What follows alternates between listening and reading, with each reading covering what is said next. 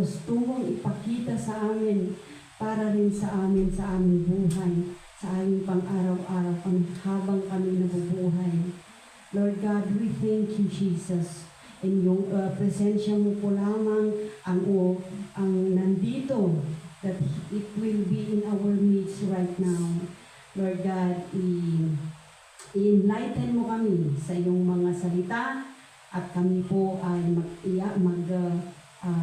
i-apply namin sa mga buhay-buhay namin. Thank you, Jesus, for your presence. Be with us. And this I ask and I pray. In Jesus' mighty name. Amen. Amen. So, kumusta na tayo mga kapatid? Magandang hapon mga onliners. Merong hindi nag-tutorial sa ating online ngayon. At sana po ay nasa mabuti kayong kalagayan ngayon sa grace at pagmamahal ng ating Panginoon.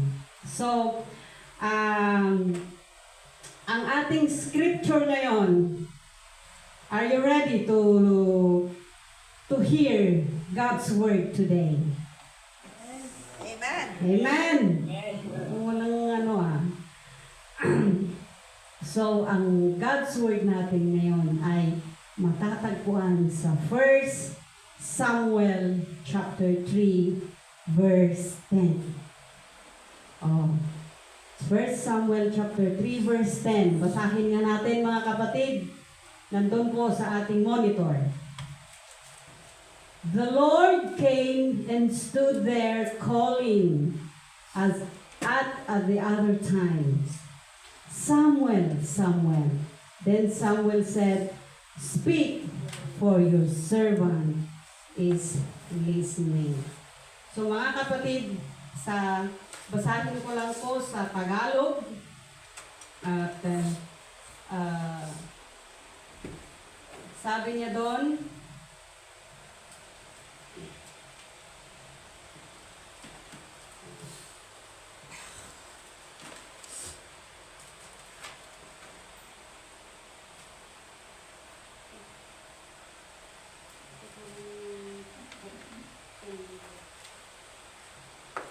at ang Panginoon ay dumating at tumayo at tumawag na gaya ng una.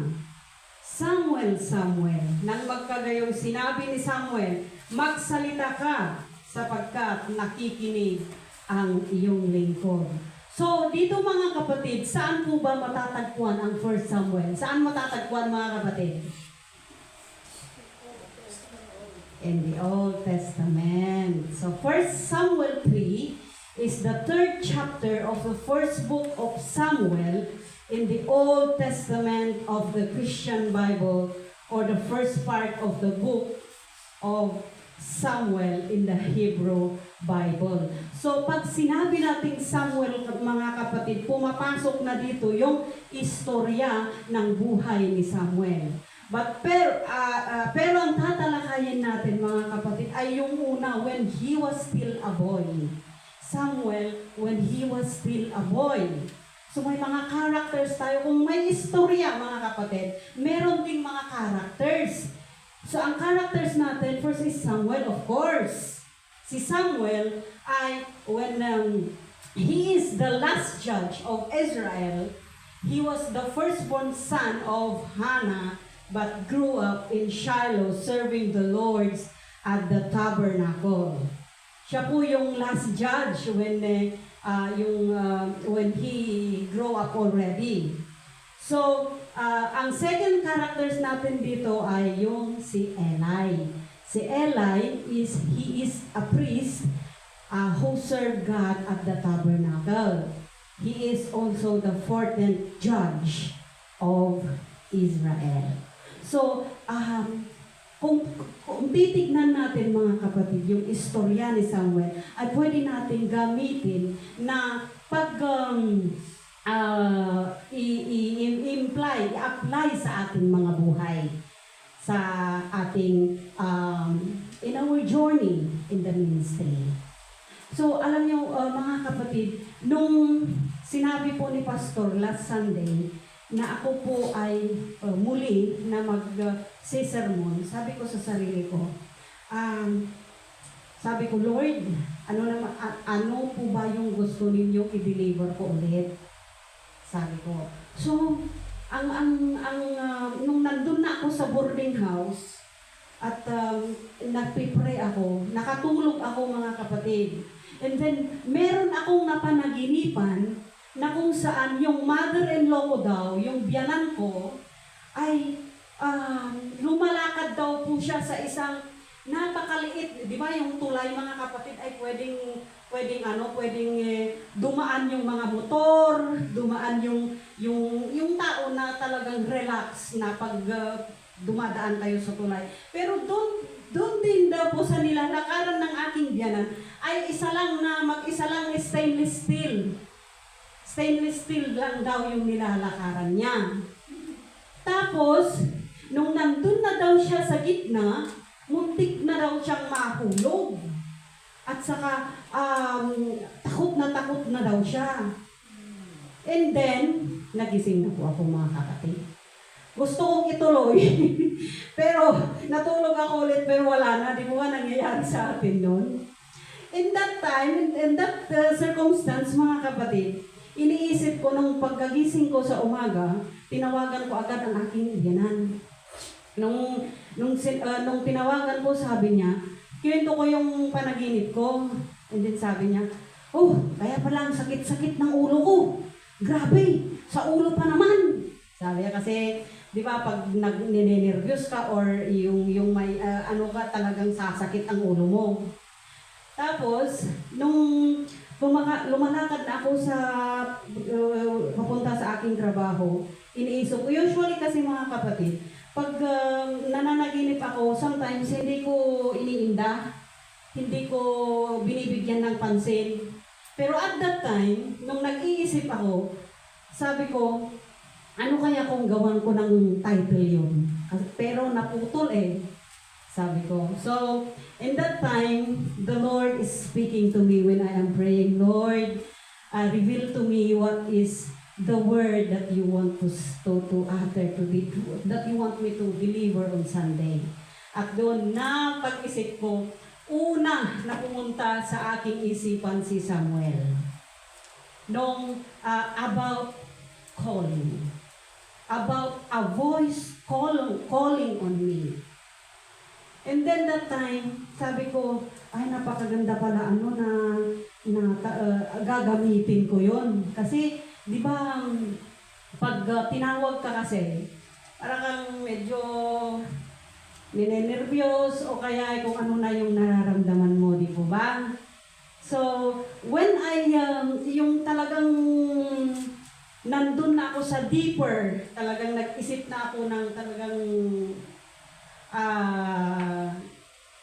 deeper na pag-iisip na nalaman ko at nag-reveal sa akin yung na siyang ating theme ngayon.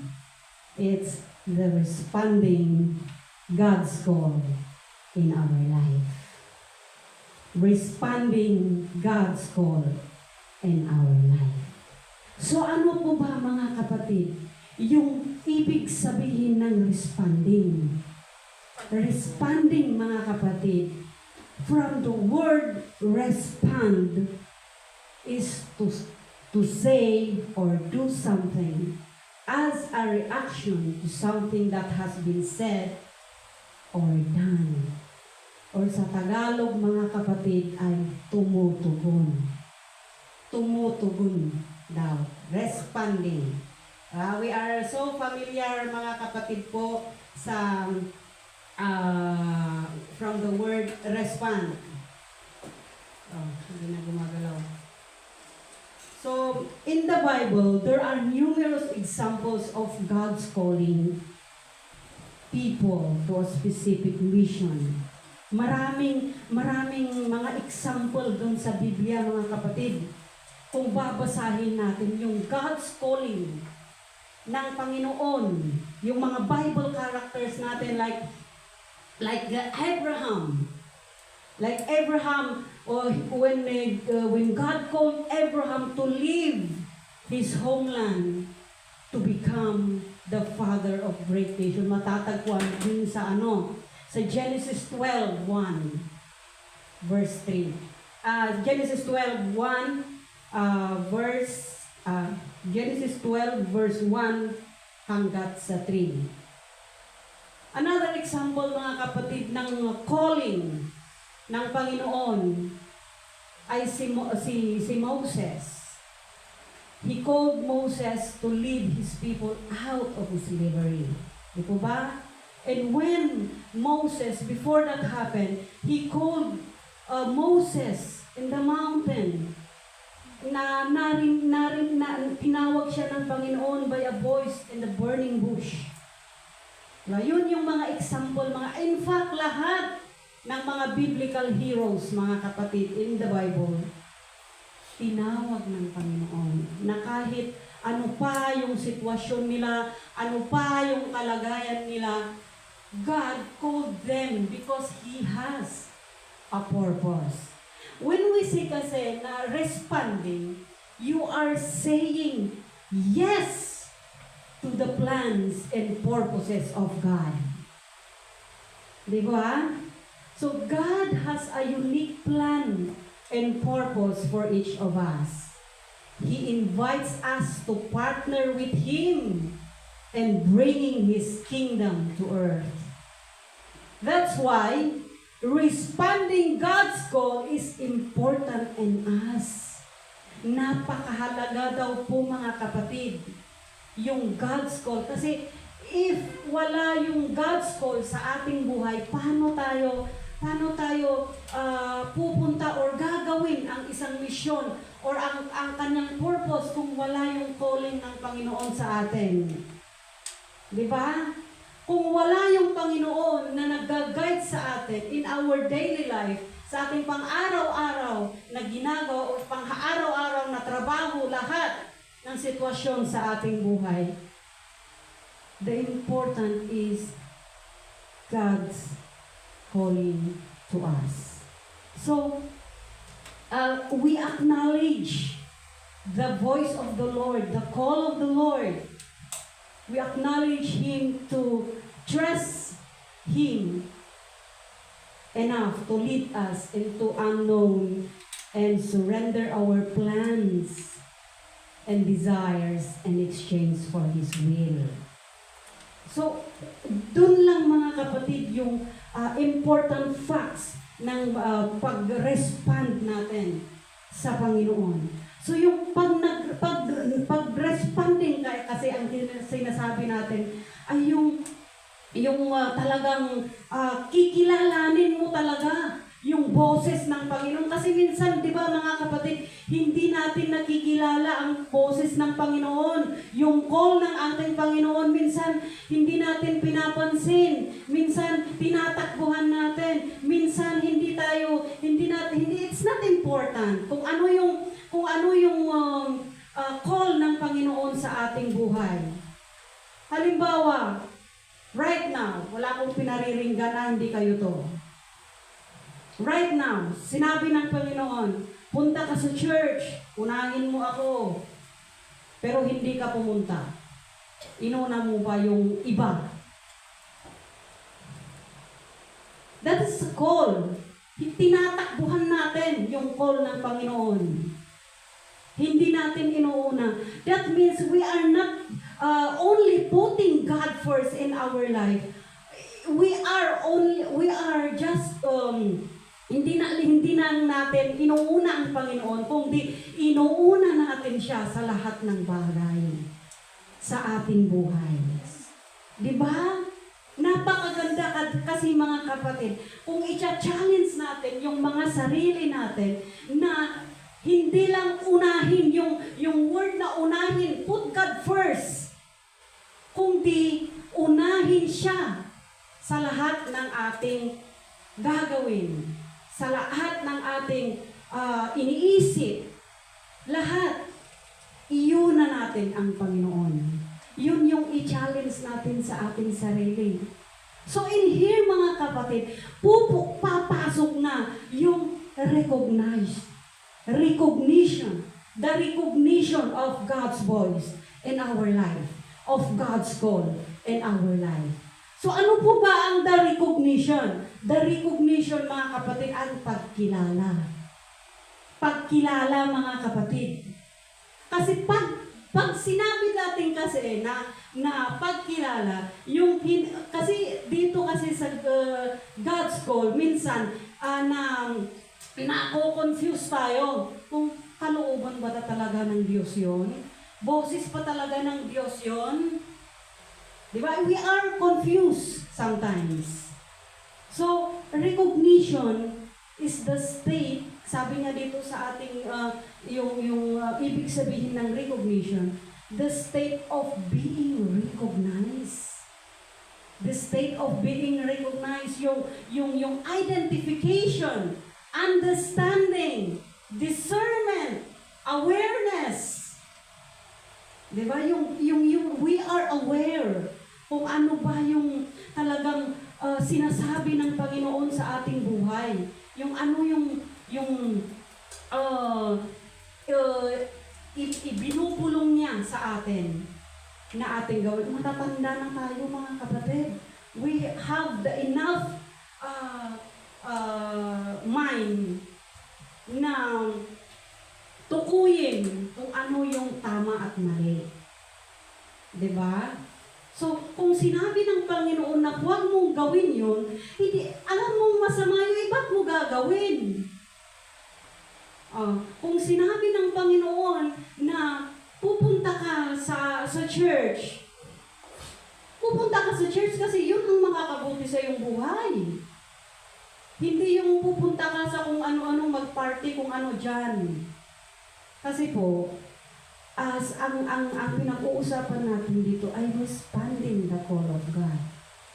Responding, it's yung dinidiscern natin yung boses ng Panginoon. Diba? So in our verse, sa 1 Samuel, the verse begins with the Lord coming and standing near Samuel, calling out to him, Samuel, Samuel. Diba? So it means the reputation of Samuel ay iniha-highlights niya yung personal nature ng God's call and emphasizes the intimacy of the reaction. Yung intimacy, mga kapatid. Kasi sabi niya, Samuel, Samuel. Hindi niya sinabi, Samuel, Samuel. Hindi niya sinabi na ganon. Instead, he is saying, Samuel, Samuel. It is the intimacy of the interaction. Diba? It's God's personal nature. Kung ikaw ang tatawag sa isang kapatiran, yung pag may pagmamahal ka, natatawagin mo ang iyong kapatid. Sabi mo, Ronnie! Di ba napaka-sweet? Di ba? Malambing. Ganon. It has the intimacy. Di ba? Pero pag galit ka, meron kang nararamdaman, Ronnie! Di ba? Napakapangit na napakinggan yung pag-call na ganon. But in here, mga kapatid, ang Panginoon, sinabi niya, Samuel, Samuel. He stood there, hindi nakikita ni Samuel, but he stood there and calling out the name of Samuel with intimacy.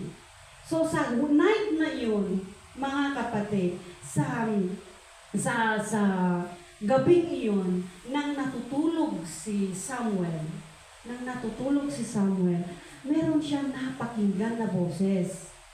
He has woken up by the voice and assumed it was Eli, yung kanyang master, si Eli the priest. Ini-assume niya na ang boses na yon ay galing kay Eli. Because at this time, maybe si Samuel is still a small boy. Kasi, di ba, bata pa siya, hindi pa, probably, he knows that there is a God that we should serve because he is working in the tabernacle and Eli is mentoring him. that we should worship the Lord. But then, as a boy, si Samuel hindi pa rin niya nakikilala ang boses ng Panginoon at this time. Hindi pa rin niya nakikilala. So, when he heard that voice, ay hindi niya nakilala, he assumed it that it was Eli calling him. So, for the first time that he had called, sinabi niya, Master, nandito ako. Ano po ba yung kailangan nyo? Sinabi ni Eli, hindi kita tinawag, bumalik ka sa pagtulog. So, that is the first time God called Samuel, but Samuel did not recognize. The second time, the same scene, nang sinabi nung narinig ulit ni Samuel that voice. And then for the second time, hindi niya na-recognize. Second time na, mga kapatid. Hindi niya rin pa na-recognize. Ini-assume niya na talaga siya yung master niya. Yung ang tumatawag sa kanya. So, the same scene. And for the third time, hindi si Samuel ang nakadiscern sa boses, kundi si Eli. So, the third time, Eli perceived it was the Lord's calling to Samuel, and instructed Samuel to respond if he will hear again the voice. Sinabi niya, in-instruct niya ang sasabihin niya pag narinig niya ulit ang boses na iyon. And when that voice, Samuel heard again the third time is a charm. Yun na ang sinabi na ni Samuel yung in-instruct ng kanyang master.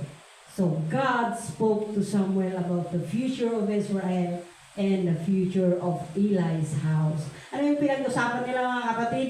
Yung future daw ng Israel at saka yung future ng sangbahayan ni Eli.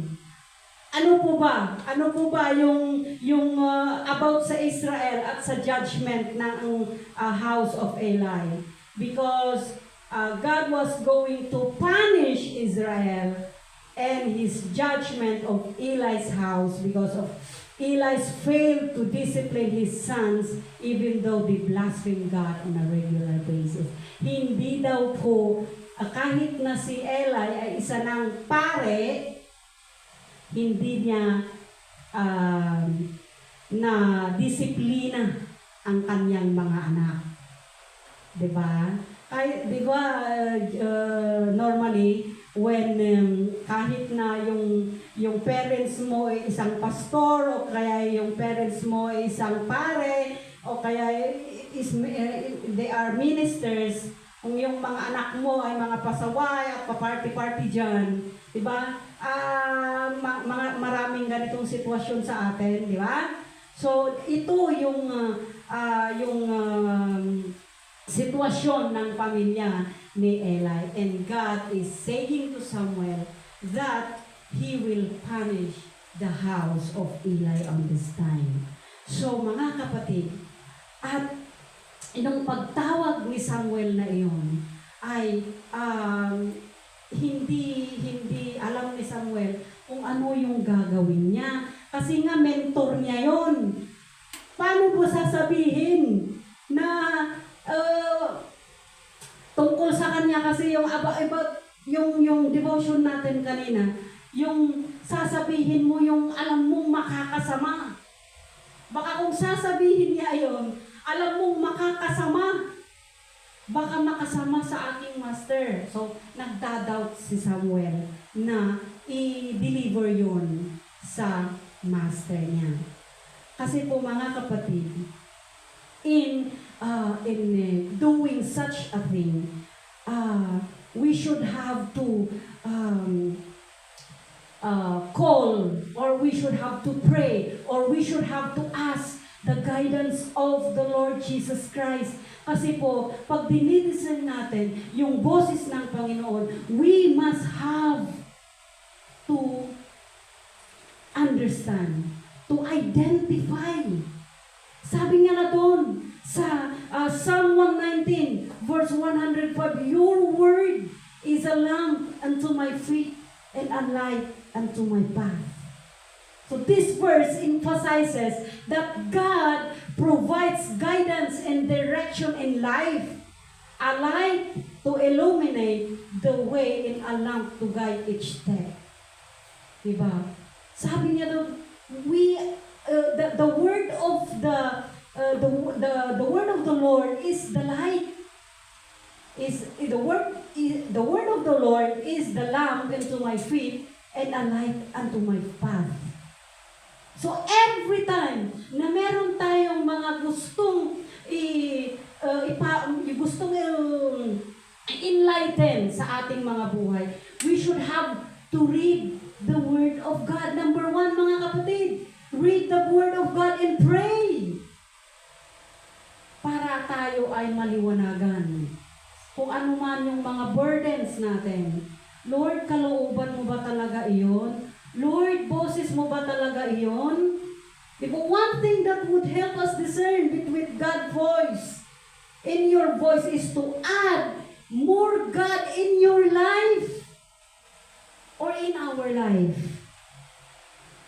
Kasi po, mga kapatid, gaya ng sinabi ko kanina, kung hindi natin tinatakbuhan natin, kung hindi natin pinapansin yung boses ng Panginoon sa ating buhay, anong mangyayari sa atin?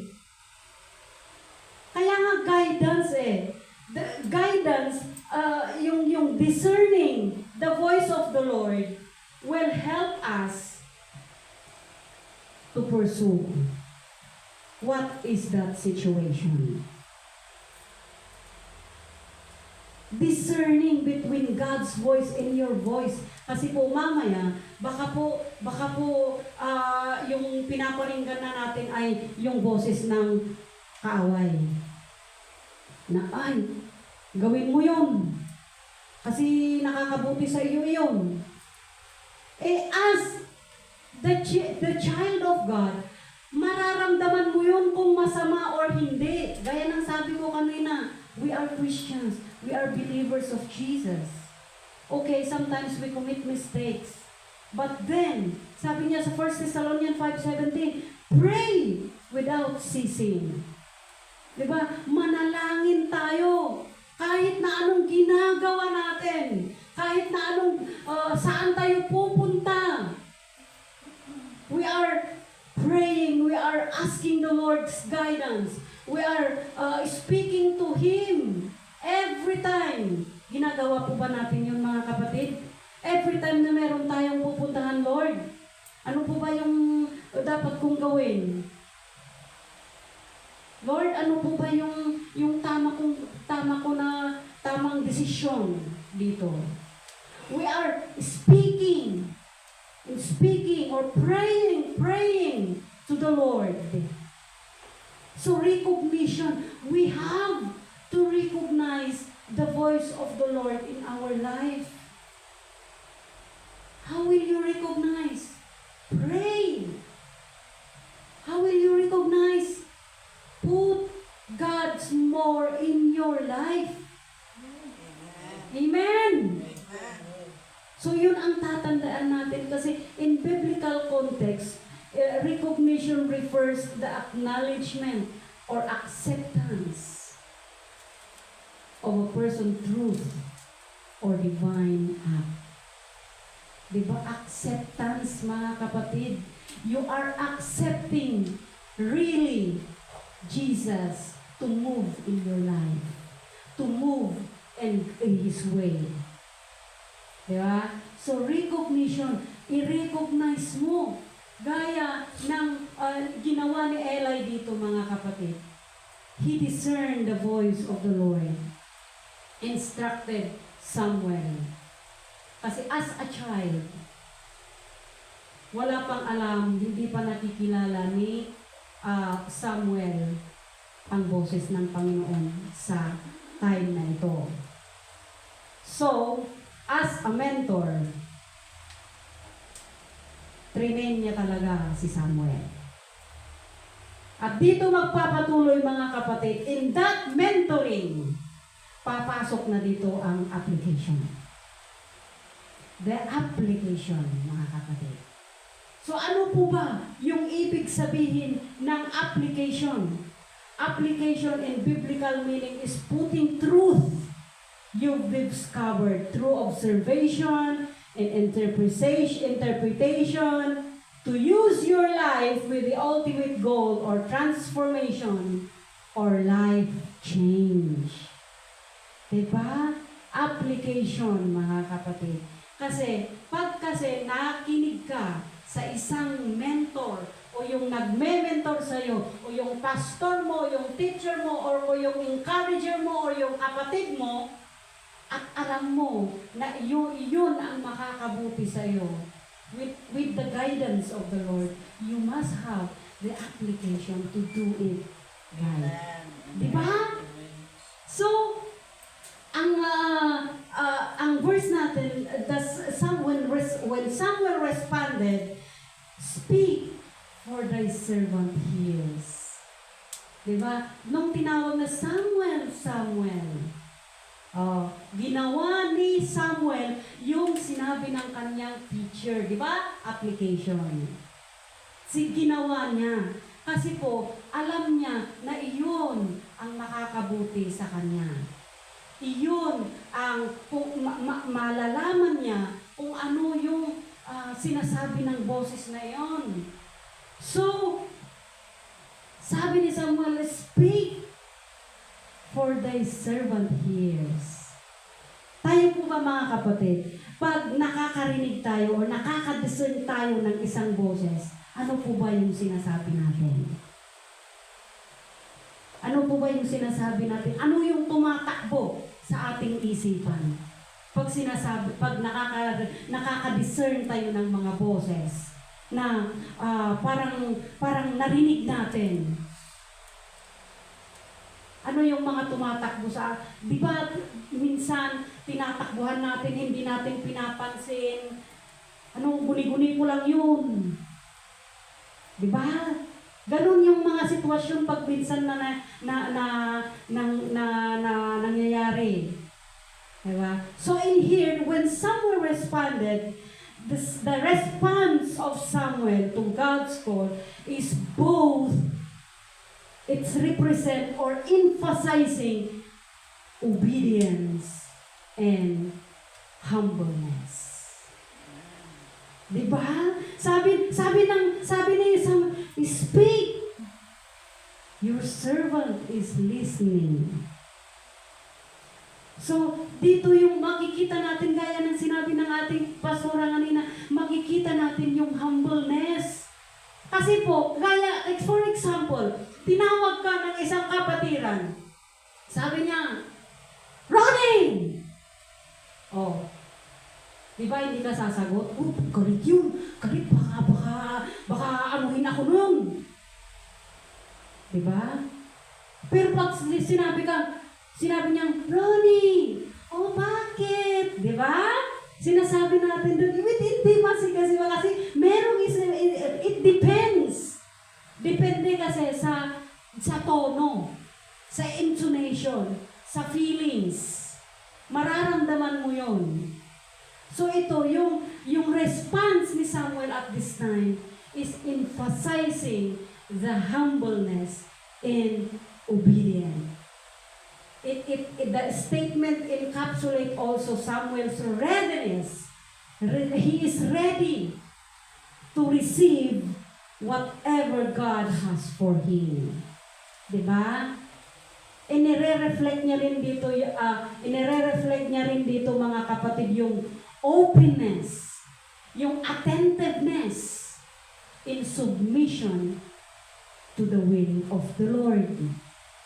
Yung openness mo mga kapatid, kasi pag hindi ka open-minded na nilalang, ay wala. Allah, niya nga obra na diya yun, niya nga itawag-tawag na aya. Diba? Pero pag open-minded ka, you will understand, you will discern. You have the attentiveness. Yung submission. Kung ano yung bagay na iyon. Diba? Kasi po mga kapatid, kung hindi po tayo kasi open sa ating, hindi tayo open-minded o kaya hindi tayo attentive sa mga naririnig natin na mga boses o kaya naririnig natin na mga yung mga pumapasok sa atin, wala.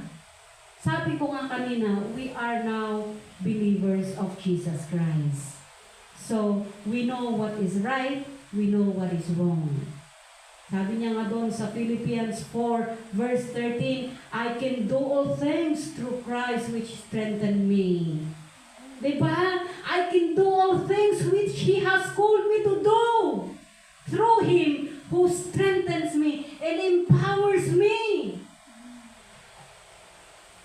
Empower. Gaya ng salita niya nung last Sunday, empowering God's grace. Diba?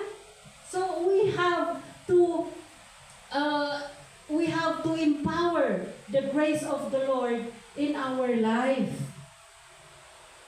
Na kahit na gaano man kahirap, mga kapatid, gaano man kahirap na makinig sa salita ng Diyos, kasi minsan talagang nakakaantok. Gaano man kahirap magbasa ng Biblia, kasi minsan pag nagbasa tayo ng Biblia, siya lang nagpapaantok. Talagang naantok kapag nagbasa ka ng Biblia.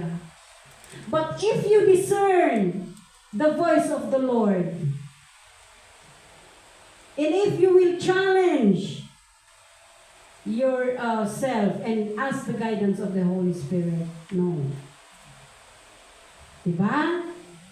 So in here, mga kapatid, when Samuel tells Eli the message of God the next morning, kasi nung nagising na si Eli at that morning, ay sinabi na niya yung kanyang yung sinabi ng Panginoon, kasi ano yung sinabi ng Panginoon sa'yo? Huwag kang magsisinungaling sa akin kasi makakasama sa'yo. Makakasama kung magsinungaling ka sa akin, hindi mabuti yun. Kaya sabihin mo sa akin kung ano yung sinabi ng Panginoon sa'yo. So Samuel tells to Eli the message. And ano yung sabi ni Eli? Hindi siya nagalit, hindi siya nagulat. Kung sinabi niya, siya nga ang Panginoon. Let him do what is good. So it is humbleness, mga kapatid. Sina Eli at Samuel dito ay nagpapakita, mga kapatid, na humbleness at obedient in the Lord. Na kahit gaano kasakit kay Eli yung sabihin ng Panginoon na I will punish yung sambahayan mo kasi nag-fail ka na disiplinahan ng iyong mga anak. Sabi ng Panginoon sa kanya, pero hindi siya natakot. Hindi siya nagalit sa Panginoon. Pagkos sinabi niya, yes, it is the Lord. Gawin niya ang makakabuti. Diba? So, ganon, mga kapatid. Kasi minsan tayo, diba, sa ating mga buhay, pag kasi sinabi ng isang kapatiran, ikaw, ganito, ganyan. At parang yung dyan matiti, bagsak na kangay. Di ba magagalit ka? Di ba? Lalong-lalo na pag, yung question kasi ni kanina, it is connected, ni Sister Emelo. Pag sinabi niya na, halimbawa, ikaw ang taba-taba mo. Yung dress mo lalo kang pinataba. Sasabihin ng isang yan nung pinagsasabihan niya, sikang tupay. Diba? So, hindi iyon mga kapatid hindi iyon yung ipinapakita dito, kundi yung ipinapakita dito si Eli being a servant of God, being a priest, being believers of God, ay ipinakita na dito yung kanyang humbleness. Diba? He is applying what he is teaching to Samuel at this time. Kasi paano ka magme-mentor, mga kapatid, kung hindi mo yung ginagawa? Dapat, kung mag-mentor ka, ginagawa mo para it will reflect kung ano yung ini-encourage mo na tao. Diba? Reflection, mga kapatid. Kaya pag nag-ano tayo mga kapatid, pag nag-encourage tayo ng isang kapatiran, we must have to be humble.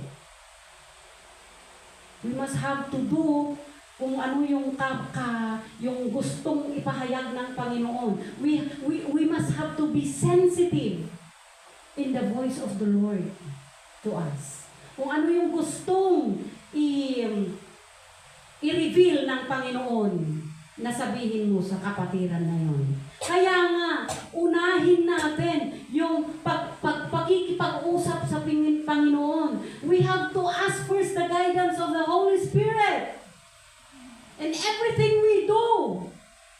Kaya nang ginagawa natin, bago tayo mag-practice, bago tayong gawin ang isang gawain, di ba we are praying first to the Lord to ask the guidance or the presence of the Holy Spirit in us. Diba? So this verse teaches us the importance of being attentive to God's voice in our life. We must to have attentiveness in our sa ating mga buhay in hearing the voice of God in our life. So we must listen. We must listen with a humble heart and position ourselves to receive divine guidance. Because mga kapatid, by being humble and obedient to the Lord, ay nakakabuti yun. Para walang gulo. Gaya ng igrinant ng Panginoon kay Samuel to become a prophet. Diba? Because in Proverbs 22 verse 4, sabi niya doon, the reward of humility in fear of the Lord are riches in honor and life. Yun ang reward, mga kapatid. Meron reward pala ang humility and obedience to the Lord. Alam natin yun, mga kapatid. In Luke 11 verse 28, blessed are those who hear the word of God and obey it. Oh, dito na. We are blessed, mga kapatid, kasi every Sunday na nandito tayo sa church, we are hearing the word of the Lord. But the question is, are we obeying it? That is the question. Hindi ko po masasagot iyon kasi hindi ko po alam kung ano po yung sitwasyon natin araw-araw. Tayo lang ang makakasagot noon. So we must have remember this verse that it says in Luke chapter 11 verse 28, blessed are those who hear the word of God, and of course we must have to obey. Amen. Sabi niya doon sa Deuteronomy 5:33, walk in obedience to all that the Lord your God commanded you, so that you may live and prosper and prolong your days in the land that you will possess. Hallelujah. Walk in obedience. Napaka-importanting gawin natin, mga kapatid, sa harapan ng Panginoon, ang pag-obey. Obedience. Ano ba yung obedience? Ano ba yung Tagalog ng obedience? Wala nakakaalam? Pagsunod, mga kapatid. sa mga lahat ng utos ng Panginoon sa ating buhay? Are we obeying the Lord's voice in our life? Kung ano yung tinatawag sa atin ng Panginoon na gawin natin in our ministry, are we obeying with a humble hearts? Di ba mga kapatid? Kasi po, pag hindi tayo nag-obey, hindi natin makakamit yung sinabi dun sa Proverbs 22 na reward. Kasi pag may fear tayo in our life, yung ayokong gawin yun kasi nakakasama iyon. Ayokong gawin yun kasi hindi nakakabuti yun sa aking mga kapatid. So it is humility and obedience in our life. Diba? We are not created, mga kapatid, just to occupy space. We are created with a purpose. Naniniwala kayo doon? Amen? We are created with a purpose. Hallelujah. Meron tayong mga calling sa Panginoon. But as Pastor said kanina, maraming tinawag, pero marami rin ang hindi pinili. But in here, in responding the call of God in here, about the life of Samuel, ay pwede natin pag meron tayong makukuha na lesson in here, na kung saan, kahit na maraming beses tayo na tawagin ng Panginoon. Kita niyo yung humbleness ng Panginoon, yung love ng Panginoon sa atin. Na kahit ilang beses nating suwayin ang kanyang mga utos, na kahit ilang beses natin siyang takbuhan, the Lord still loves us. The Lord still is there in our life. Mahal pa rin tayo ng Panginoon. Pero hindi ibig sabihin nun, mga kapatid, na maure tayo ayatandak mo ni Apo Diyos, mapakawandak lakta. Madiang, we have to obey the Lord's command in our life. So in here, mga kapatid, in Revelation 3:20, ang sabi niya na doon, which is a very popular po sa ating lahat. Kasi sinayaw po ito ng mga voice natin nung anniversary natin na tinuro ng ating mentor. At kita nyo, talagang in-apply nila. Makikita natin doon. Sabi niya, Revelation 3:20, here I am. Sabi ng Panginoon, I stand at the door and knock. If anyone hears my voice and open the door, I will come in and eat with that person and they with me, means listening and obeying in repentance. Ang ibig sabihin ng verse na ito, mga kapatid. Di po ba hindi ka naman po pwedeng magbukas ng isang pintuan kung hindi mo kilala ang boses ng kumakatok na iyon. Di ba? Alam nyo, every time pupunta ako sa boarding ni na pastora at magdodoorbell ako doon sa Jacob. Di ba? Sinasabi, sino? Unang sasabihin nila, sino? Siya, ante! Di pa lang imbagbaga, ginaganan kat amudan yung boses mo. Ganon, mga kapatid. Kasi kilala tayo ng ating Panginoon. So dapat, kilalanin natin ang boses rin ng Panginoon. Kasi kung hindi mo kasi kilala yung boses, hindi mo bubuksan yung pintuan. Kasi yun ang symbol, it symbolizes, mga kapatid, kapatid, na kung kilala mo yung boses, you will open the door. Kung hindi mo kilala, you will not open the door. Amen. Diba?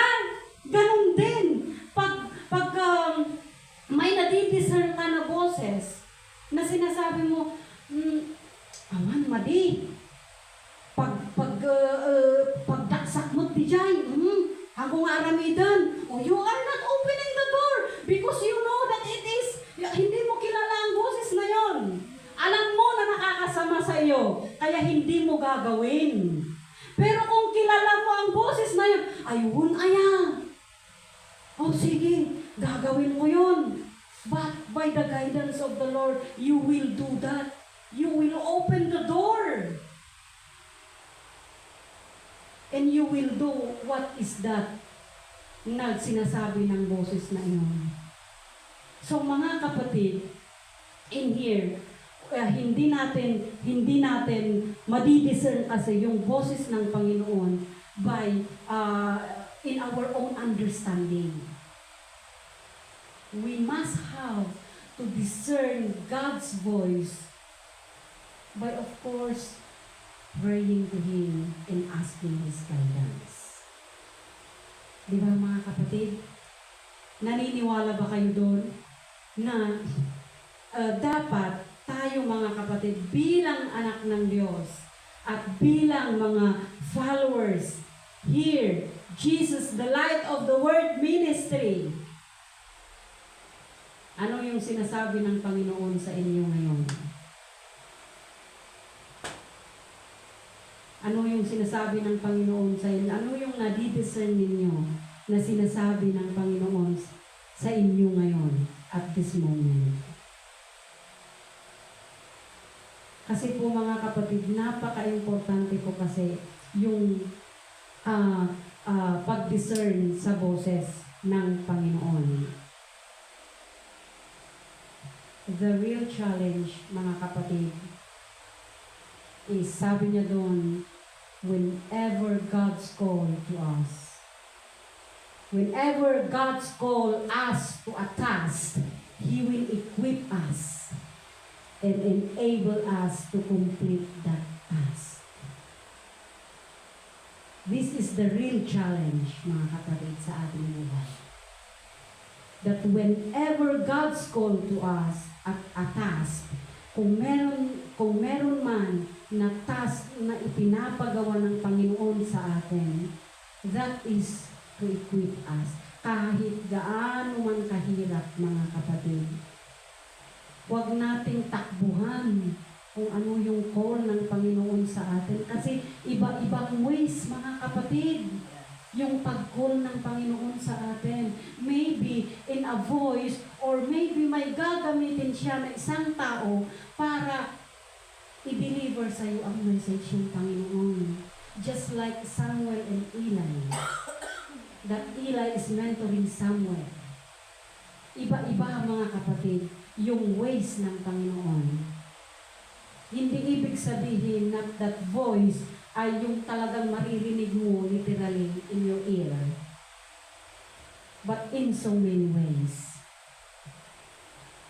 In so many ways, nagagamitin ng Panginoon na i-deliver sa iyo ang kanyang message. Halimbawa, sinabi ni Sister Sally, "O Ronnie, ikaw ang kakanta sa Sunday." Ay! Hindi Hindi pa ako ready. Baka sabihin ni Brother Ronnie, Sister Celia, ikaw ang mag-o-opening sa Sunday. Ay, hindi ko alam. Ganun, mga kapatid, yung mga sitwasyon. Sorry, Sister Celia and Brother Ronnie for ginamit ko kayong example. But yun yung mga halimbawa, mga kapatid. That in so many ways, yung voice ng Panginoon ay hindi naman literally na naririnig natin na nagko-call ang Panginoon sa ating mga tainga. But then, in so many ways, God is using ways for us to deliver that message. If God clearly called us to a task, He will see that we carry it through, and He will give us the grace and tools needed to accomplish the assignment. Maybe not perfectly, in fact, certainly not, but all He asks is our service, leaving the outcome to Him. Anong ibig sabihin ng mga kapatid? That if the Lord give us a task, kahit na hindi mo iyon nagawa perfectly, kasi wala namang perfecto sa mundong ito, ang importante ay you ask His guidance. You did what is right, and you do with humbleness and obedience. And you will all leave the rest to God, and He will continue to do for your sake. Ganon yung challenge natin dito, mga kapatid. Na kahit nagkaano man kahirap yung task na ibinibigay ng Panginoon sa atin, we have to challenge ourselves. To be humble, to be obedient, to be attentive in the voice of the Lord to us. So in responding the call of the Lord, we must have to say yes with a humble and obedient heart. At sana po, mga kapatid, ang real challenge natin ay tatatak sa ating puso bilang mga membro ng Jesus the Light of the World Ministry. We are the light. We are the light, mga kapatid. Para sabihin na lang, light nga pagsuday tangang nay, haamot nga pagwadan. Baka sabihin ng mga tao, hindi yan light. Dark yan, baka sabihin nila. So, we must have to be humble and obedient and responding the call of the Lord in our life. Hallelujah. So, thank you, Jesus. Maraming salamat, mga kapatid, sa pakikinig sa mensahe ng Panginoon sa araw na ito. At ibinibigay ko na sa aking pastor.